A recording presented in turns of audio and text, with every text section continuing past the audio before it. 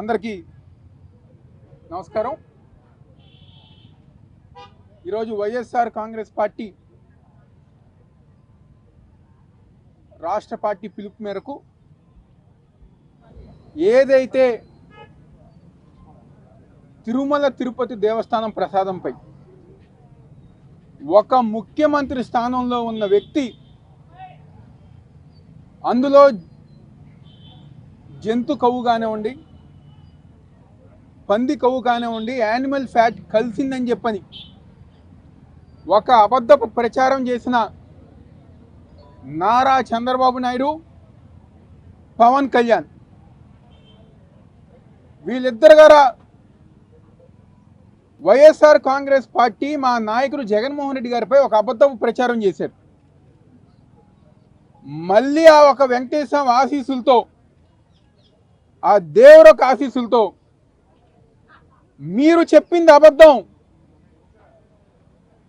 అబద్ధపు ప్రచారం మీరు చేశారు, అందులో ఎటువంటి జంతు కవ్వు కలవలేదని చెప్పని ఈరోజు సిబిఐ ఇచ్చిన రిపోర్ట్లో ఎప్పుడైతే బయటకు వచ్చిందో చంద్రబాబు నాయుడు కానివ్వండి, పవన్ కళ్యాణ్ కానివ్వండి, కూటమిలో ఉన్న నాయకులు కానివ్వండి, వాళ్ళ దొంగతనం బయటపడిపోయింది. వాళ్ళ చెప్పిన అబద్ధం, ఏదైతే అబద్ధం చెప్పారో ఇది అబద్ధం అని చెప్పని జనాలకు అర్థమైపోయి వాళ్ళ దొంగతనం బయట పడిపోగానే ఈ రాష్ట్రంలో ఒక రౌడీ రాజ్యం, ఒక జంగిల్ రాజుగా ఒక మాజీ మంత్రుల పైన ఈరోజు ఈ రాష్ట్రంలో దాడులు చేసే విధంగా ఈరోజు కూటమి ప్రభుత్వం ముందుకెళ్తాంది. ఒక డైవర్షన్ పాలిటిక్స్ కోసం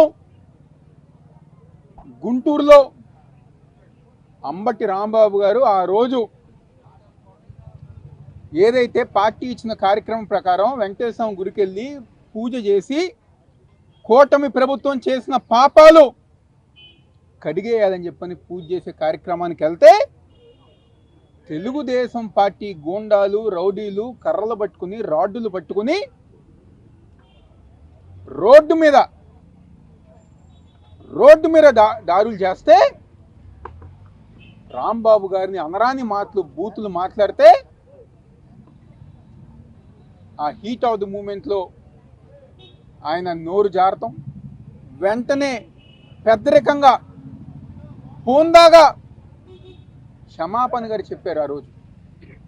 అయినా ఈ తెలుగుదేశం పార్టీ గూండాలు, రౌడీలు, రౌడీ షీటర్లతో, గంజాయి బ్యాచ్తో, బ్లేడ్ బ్యాచ్తో దాదాపుగా 7 గంటలు రాంబాబు గారి ఇంట్లో ఉన్న ఆయన సతీమణి కానివ్వండి, పాపం ఆ ఇద్దరు వాళ్ళ కూతురులు కానివ్వండి, వాళ్ళ పిల్లల మేర దాడి చేసిన నీచమైన ప్రభుత్వం ఈ కూటమి ప్రభుత్వం. అంతతో సరిపోలేదు వాళ్ళకి, ఇంకా ఏదో చేయాలని చెప్పని 83 రోజులు అన్యాయంగా, అక్రమంగా, తప్పుడు కేసుతో జైల్లో పెట్టిన జోగి రమేష్ గారి మీద ఆయనేం బూతులు మాట్లాడలేదే, అయినా కావాలని చెప్పని ఆయన లేని సమయంలో కేవలం ఆయన తండ్రి గారు వాళ్ళ ఇంట్లో వాళ్ళ సతీమణి, వాళ్ళ పిల్లలు ఉన్న సమయంలో మళ్ళీ విజయవాడకు సంబంధించిన గోండాలు, రౌడీలు కేవలం నారా లోకేష్ అక్కడి నుంచి డైరెక్షన్ ఇచ్చారు. ఇక్కడ ఎంపీ కేసినేని చిన్ని ఆధ్వర్యంలో విజయవాడకు సంబంధించిన గోండాలు కానివ్వండి, రౌడీ బ్యాచ్ కానివ్వండి, బ్లేడ్ బ్యాచ్ కానివ్వండి, గంజాయి బ్యాచ్ కానివ్వండి, ఇబ్రహీంపట్నంలో జోగి రమేష్ గారి ఇంటి మీద రాడ్లు శ్రీసి. విజయవాడలో కొత్త సంస్కృతి గతంలో ఎప్పుడు గారు లేదు, పెట్రోల్ బాంబు సంస్కృతి ఈ తెలుగుదేశం పార్టీ ఈరోజు విజయవాడలో తీసుకొచ్చిందని చెప్పి సందర్భం నిన్నే మాట్లాడుతున్నారు ఎంపీ. నాకేం సంబంధం, నేను ఢిల్లీలో ఉన్నాను, జోగి రమేష్ కావాలని నిప్పంటించుకున్నారు, మా పార్టీకి ఏం సంబంధం అని చెప్పని మాట్లాడుతున్నారు. ఈరోజు మా కర్మ నీలాంటి ఎంపీ మా విజయవాడ పార్లమెంట్కి ఉన్నందుకు మా పార్లమెంట్ ప్రజానికం చేస్తున్న కర్మ. ఈ యొక్క పార్లమెంట్కి గొప్ప గొప్ప నాయకులు ఎంపీలుగా అయ్యారు. కేశినేని నాని గారు, రాజగోపాల్ గారు, ఉపేంద్ర గారు, విద్య గారు, శోభనేశ్వరరావు గారు. వాళ్ళ పేరు చెప్తే గుర్తొచ్చేది విజయవాడ అభివృద్ధి కానివ్వండి, సంక్షేమం కానివ్వండి, వాళ్ళు చేసిన మంచి పనులు.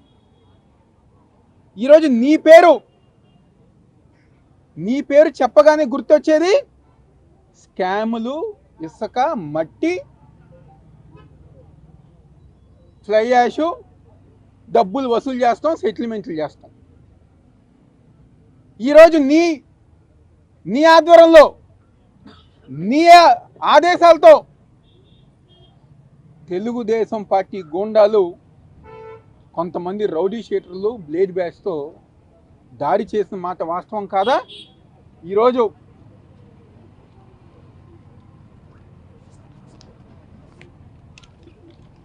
ఫతావుల ఆశ ఎవరిల్లు? ఉదయం లేచిన దగ్గర నుంచి రాత్రి నిద్రపోయేదాకా నీ ఆఫీస్లో నీతో పాటు తిరిగేవాళ్ళు, నీతో పాటు పనిచేసేవాళ్ళు, 24 గంటలు నీ ఆఫీస్లో ఉండేవాళ్ళు. అన్నీ ఉండేయండి. చూడండి, నీతో పాటు ఉన్న ఫోటో కాదా? స్వయాన హోంమంత్రితో, అంటే వీళ్ళందరూ భరోసా ఇచ్చిన దాన్ని బట్టే కదా వాళ్ళందరూ వచ్చి దాడి చేసింది. ఆ రోజు ఇంటి మీదకి వచ్చి హోంమంత్రితో సన్నిహిత్యంగానే ఉండే,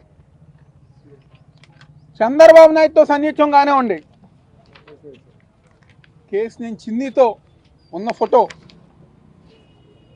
ఆశ వాళ్ళ అమ్మాయి పెళ్లికి చంద్రబాబు నాయుడు స్వయాన వచ్చారు. ఇది మీరు ఇచ్చిన భరోసా కాదా వాళ్ళకి? మీరు వెళ్ళి చేయండి, మేమందరం ఉన్నామని చెప్పని మీరు భరోసా ఇస్తేనే కదా ఇవన్నీ చేసింది. ఇంకొన్ని లోకేష్తో ఉన్న ఫోటో, ఇదిగోండి వాటేసుకున్న ఫోటోలు, కౌలించుకున్న ఫోటోలు, ముద్దులు పెట్టుకుంటున్న ఫోటోలు, హోమ్ మినిస్టర్తో ఉన్న ఫోటోలు, ఇవన్నీ కదా వాస్తవం కాదా? వీళ్ళ ఆధ్వర్యంలోనే కదా గోండాలు, రౌడీలు దాడి చేసింది. నీ మనుషుల్ని పంపించి వాళ్ళతో దారులు చేపించి ఈరోజు సిగ్గు లేకుండా నాకు సంబంధం లేదని చెప్పానంటావా? ఇలాంటి సంస్కృతిగానే ఉంది. గతంలో ఏ ఎంపీ చేయలా. ఇంతమంది ఎంపీల్లో ఢిల్లీలో పోరాటం చేసేవాళ్ళని చూసాం. కేశినేని నాని గారు ప్రత్యేక హోదా కోసం పోరాటం చేసేవాళ్ళని చూసాం.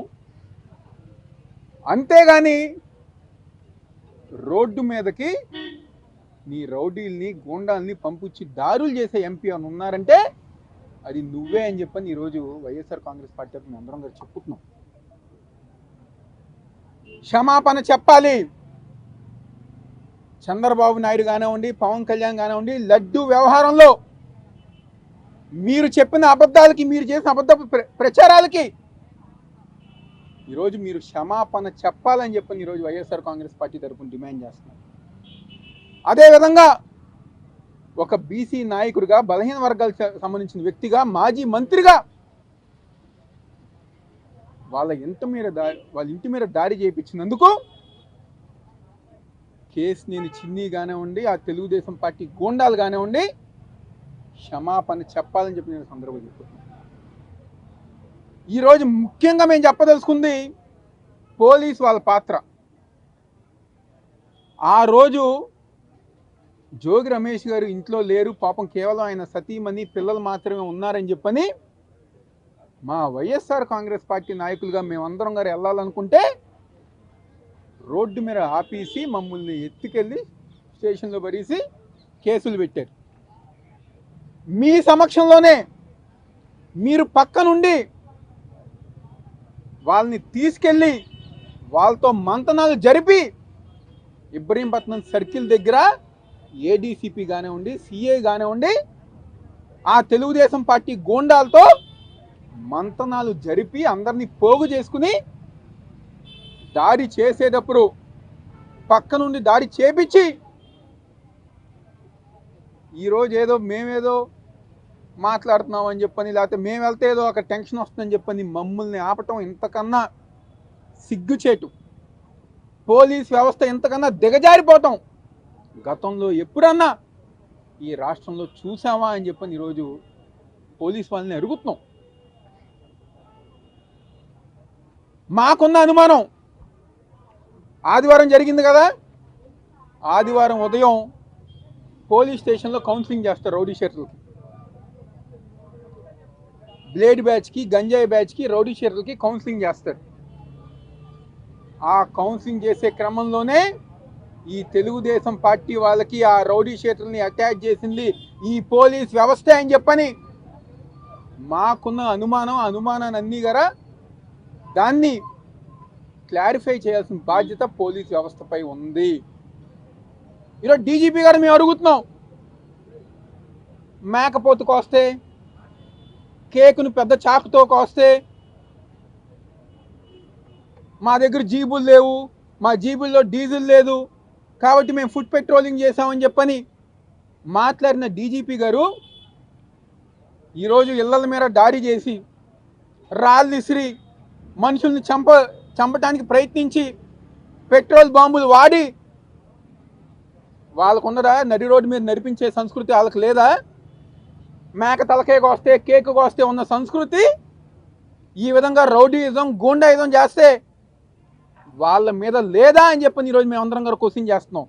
నడిపించండి. మీకు నిజంగా మేము పోలీస్ యూనిఫామ్ వేసుకున్నాము, మేము వేసుకుంది తెలుగుదేశం పార్టీ కండువా కాదు, పచ్చ చొక్కా కాదు, మేము వేసుకుంది పోలీస్ యూనిఫామ్ అని చెప్పని మీరు కనుక నమ్మితే ఎవరైతే దాడులు చేశారో నడి రోడ్డు మీద నడిపించి వాళ్ళని తీసుకెళ్లాల్సిన బాధ్యత ఈరోజు పోలీస్ వ్యవస్థపై ఉంది. కానీ నిన్నే చూసాం మేము, ఎవరినో అనామకుల్ని ఓ 11 మందినో 12 మందినో అడుగు మేము అరెస్ట్ చేసాం, కేసు పెట్టాం, స్టేషన్ బెయిల్ ఇచ్చాం. ఇదా మీరు చేసేది? ఇదా మీరు చేసేది? మీకు నిజంగా చట్టాలపైన, న్యాయం పైన మీకు నమ్మకం ఉంటే మీరు వేసుకుంది పోలీస్ యూనిఫామే అయితే వాళ్ళని కేసు పెట్టి లోపలేయండి.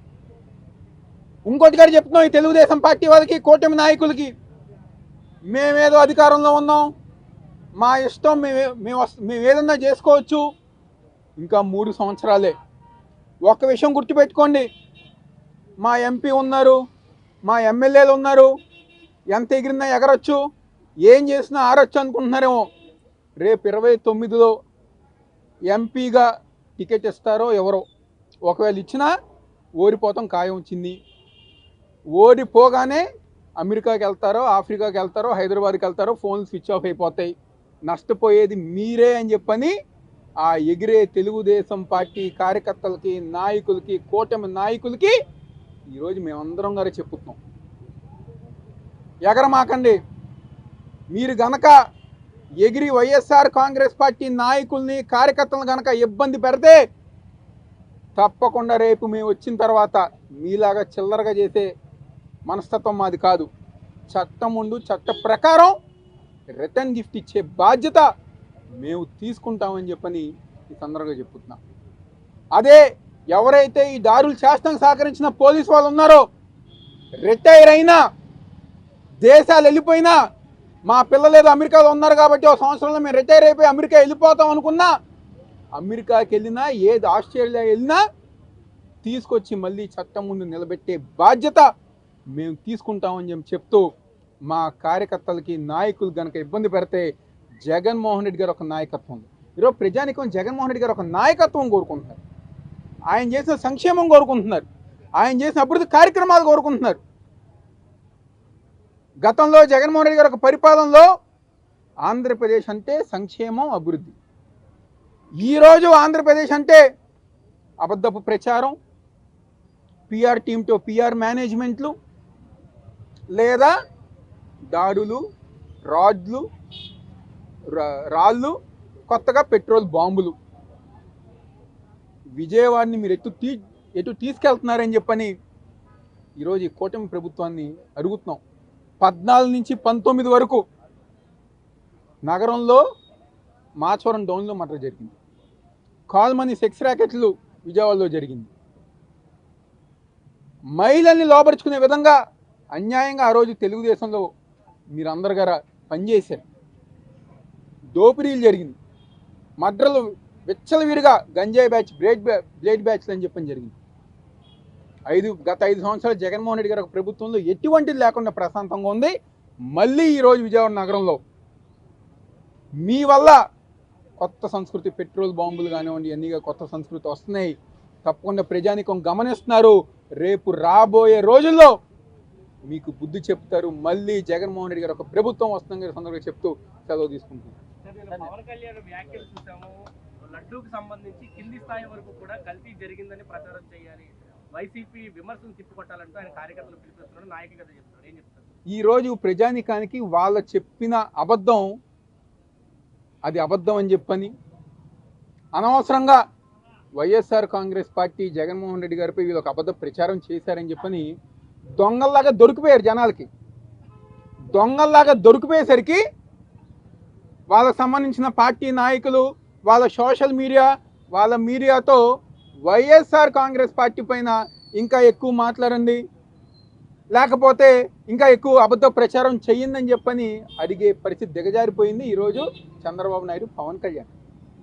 ఈరోజు మీకు నిజంగా దమ్ము ధైర్యం ఉంటే ఒక ముఖ్యమంత్రిగా, ఉప ముఖ్యమంత్రిగా మీరు చెప్పింది నిజం అని చెప్పండి, డిబేట్కి రండి. లేకపోతే మీ తెలుగుదేశం వాళ్ళు, లేకపోతే మీ పార్టీ వాళ్ళు, ఎవరైనా జనసేన వాళ్ళు వచ్చి డిబేట్కి రండి. మీరు చెప్పిందని అబద్ధం మేము రుజువు చేస్తాం. అది చెప్పలేక, నిజాలు ప్రజానికానికి చెప్పలేక, మొహం చూపించుకోలేక ఈరోజు ఈ అబద్ధపు ప్రచారాలు చేయాలని చెప్పని పార్టీ మీటింగుల్లో చెప్పుకునే పరిస్థితి ఈ రాష్ట్రంలో వచ్చింది. మీరు ఎంత బతిమలాడినా, మీరు మీ నాయకుల్ని ఎంత కాలు పట్టుకొని వెళ్ళి చెప్పండిరా బాబు అని చెప్పినా ప్రజానికం నమ్మే పరిస్థితిలో లేరు అని చెప్పిన ఆ విషయం వాళ్ళు గుర్తుపెట్టుకోవాలి. పోస్టులు పెడితే 14 రోజులు రిమాండ్ చేసే పోలీసులు ఇంత బాంబు దాడి జరిగితే స్టేషన్ బెయిల్ ఇచ్చి పంపించిన పరిస్థితి. దాంట్లో విజయవాడ నగరానికి సంబంధించిన లీడర్సే ఎక్కువ కనిపిస్తున్నారు. రౌడీ రాజ్యం, జంగిల్ రాజ్ ఎప్పుడో బీహార్లో వినేవాళ్ళం. ఇలాంటి సంస్కృతి ఎప్పుడో బీహార్లో వినేవాళ్ళం. చెప్పాం కదా, మేక తలకు వస్తే ఫేస్బుక్లో పోస్ట్ పెడితే, ఒక పెద్ద చాకుతో కేకు కోస్తే, లేకపోతే ఏదో సినిమా డైలాగ్ పట్టుకుంటే 14 రోజులు, 10 రోజులు, వారం రోజులు, నెల రోజులు అని చెప్పని రిమాండ్కి పంపించే పోలీసులు ఈరోజు పెట్రోల్ బాంబులతో దాడులు చేసి, రాళ్ళు మనుషులను కొట్టి చంపబోయి, మహిళల మీద దాడులు చేసి, వయసులో పెద్దవాళ్ళని చెప్పి చూడకుండా దాడులు చేసేవాళ్ళు రౌడీ షీటర్లు కళ్ళ ముందు కనబడుతున్నా, బ్లేడ్ బ్యాచ్ కళ్ళ ముందు కనబడుతున్నా. ఓ 11 మందినో 10 మందినో పిలిచి రాజమార్గంలో రెడ్ కార్పెట్ వేసి కూర్చోపెట్టి, భోజనాలు పెట్టి, టిఫిన్ పెట్టి, సంతకాలు తీసుకొని పంపించారు. ఇంతకన్నా నీచమైన పరిపాలన ఎక్కడన్నా ఉంటుందా ఈ భారతదేశంలో అని చెప్పని క్వశ్చన్ చేస్తూ, ఇప్పటికైనా మీ సమయం అయిపోయింది. ఆ వెంకటేశ్వర స్వామి ఎప్పుడైతే మీ ప్రసాదం పైన ఇచ్చేశారో ఆ రోజే మీ అందరి గారు బ్యాడ్ టైం స్టార్ట్ అయిందని గారి సందర్భంగా చెప్తూ తీసుకుంటున్నాను.